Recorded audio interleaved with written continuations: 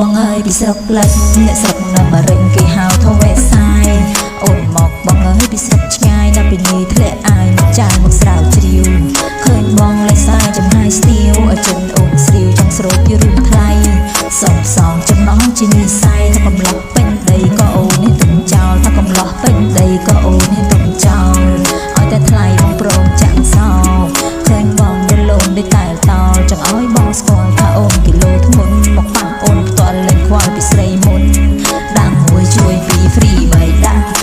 4ក្បួន5ឆ្នាំថ្មីថ្ងៃស្រត់ផុតដីឲ្យបងមិនសុខស្រួលថ្ងៃស្រត់ផុតដីឲ្យបងមិនសុខស្រួល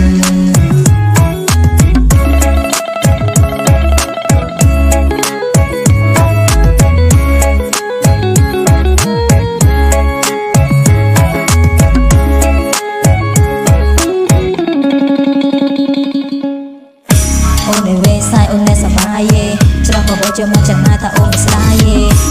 ដាក់ជាមួយនឹងអូនកុំភ័យសុវឹងបើសិនបងចង់ស្វាងដល់បងញ៉ាំតលឹងតឹង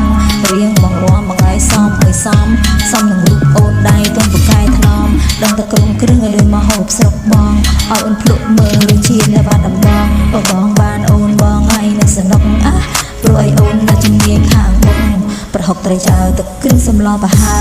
ទៅនេះមកឆ្ងាញ់បងបានអូនបងឲ្យកុំភ័យអូនជាថ្នាក់ថ្នមមកជាលេងតន្ត្រីបោះជាមួយកំមុំកំពង់ឆ្នាំងនោះអីមិននៅបងរងាមិននៅបងនេះដេស្បៃវេសាយបងអើយរំក៏ត្រឹមវេសាយបើអើយរំក៏ត្រឹមវេសាយបងអើយរំក៏ត្រឹមវេសាយអងអៀនអីច្រើនពួកយើងអ្នកសបាយបងអើយរំក៏ត្រឹមវេសាយអងអៀនអីច្រើនពួកយើងអ្នកសបាយឲ្យពួកយើងអ្នកសបាយឲ្យពួកយើងអ្នកសបាយឲ្យពួកយើងអ្នកសបាយ